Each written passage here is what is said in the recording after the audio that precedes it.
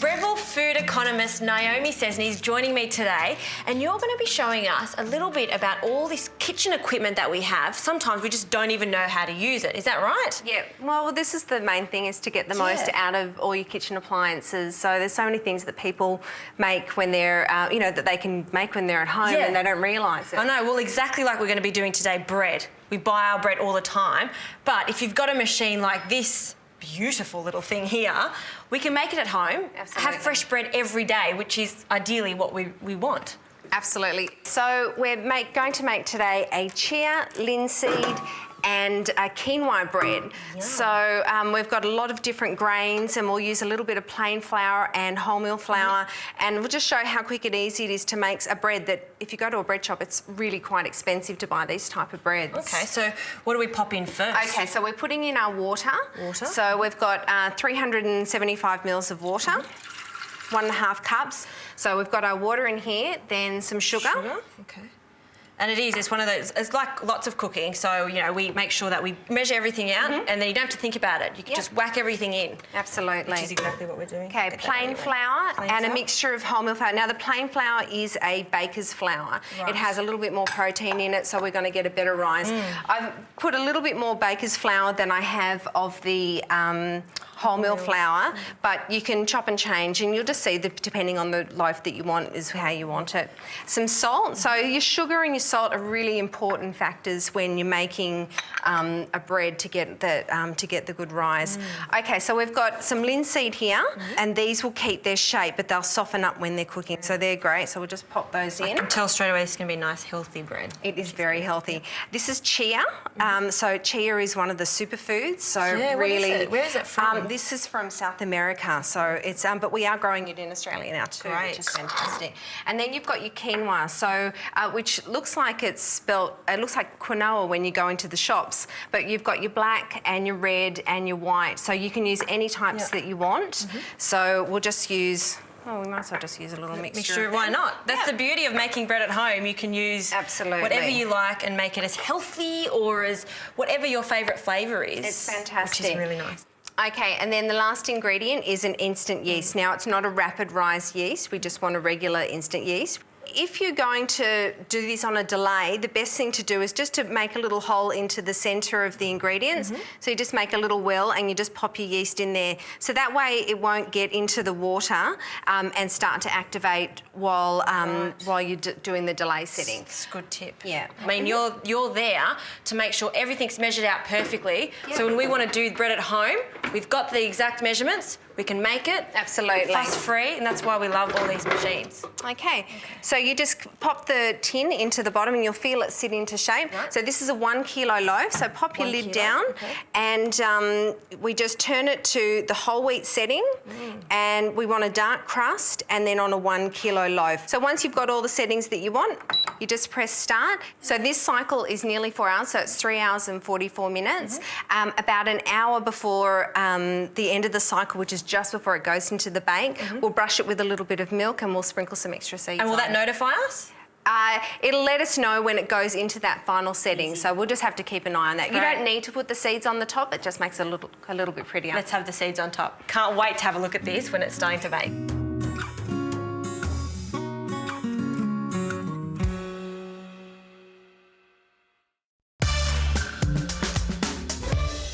So Naomi, our bread is cooked. I can smell it. It smells divine. We've just kept it on a warm setting. And while we're making bread, we might as well make our own butter. And I'm really excited about this. Can you show us what to do? Absolutely. It's so quick. So what we want to do first is we want the larger bowl and we want the whisking disc. So we'll just pop that in. Now, is it important what cream to use when you're making butter? It is important. We do need a pure cream, so like a pouring cream. This is quite a thick one that we've got today. So you can see, but it's not thickened cream, so no gelatin, no thickeners added to it. That's really important, yeah. So with cream, obviously the better the quality cream, the better the quality butter. So pour that in and pop the lid back on. All right, and we're going to process this for anywhere from 1 to 3 minutes. It just depends on the fat content. And what's going to happen? We're going to see a separation from the butter fat to the buttermilk. Okay, let's have a look.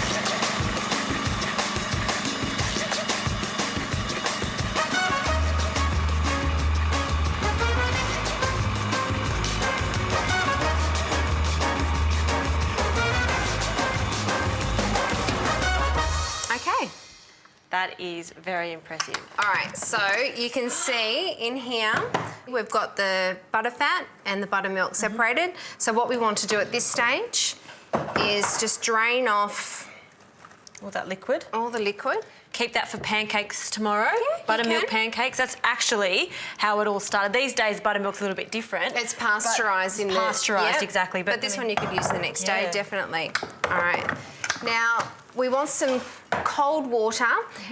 It's up to you if you want to do this step, but this just rinses off any excess buttermilk from the butter. And it has to be really cold, doesn't it? It does. Yeah. I might just put a bit more, actually. So this is just going to be a couple of seconds.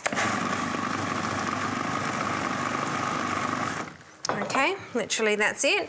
And now we need a bowl with some muslin. Okay, so muslin you can get from most good foodie stores. Or even just the fabric places. Yes, you Really, can it's a find lot some cheaper. muslin, yeah. We'll use this one first. to drain that excess, yeah. Let's get the... Water out. All right. And then that one's going to go into here. That. There we go. Ooh. All right, and now you just want to squeeze that to get all the excess liquid out. Okay, so I'll just... And So it's nice I and do tight. want this again. So if you want to make a salted butter, all you need to do now is just incorporate the salt. We're just using the smaller bowl with the little chopper blade. Oh, look at this. Love that. Love how you can make your own butter. Okay, so All of it? maybe, yeah, we might just break it up just a little bit. Okay. Straight in half. Yep.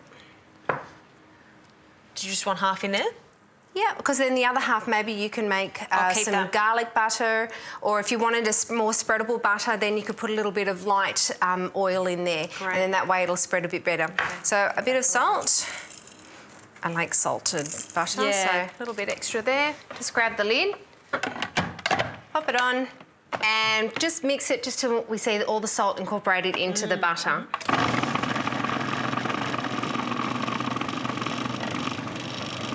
Perfect. So quick, isn't it? It is so quick, yeah. I'm almost like, Look at this that. is fantastic, yeah. Oh, look at that. Perfectly whipped butter. That's very impressive, isn't it? And so quick. So and quick to do. natural, no preservatives, no, No, additives, nothing but... I think I like this is because you use some good salt in it. You've got some good quality cream, and you can change all the flavours around. I mean, it's so soft at this stage. We'll get the bread up. Looks great, doesn't it? Oh, Keys, be careful, it's hot. Oh, yum. Okay, so that was those seeds that we sprinkled on towards the end. Just be careful because the base is a little bit hot. Okay. Just give it a bit of a Tap. tap. I mean, we've left this a little bit. Well, Yeah. ideally, you'd leave this a little bit longer so it just cools down nicely. Normally 5 or 10 minutes in the pan, and then bring it out. And then if we want to slice it, then you would let it get completely cool. But if you just want to eat it quickly with some butter, just tear it. You know, the French way is, with bread, is just to pull it apart. Still nice and warm inside. That's great. Put some... You can just serve that with some cheeses. Really good for taking it on a picnic too. Just pull a couple of pieces off there. How about we give that a go? I think so. One piece for me. You know, with real butter like this, Yum. I'm not going to be scarce with it. I'm going to put quite a lot on.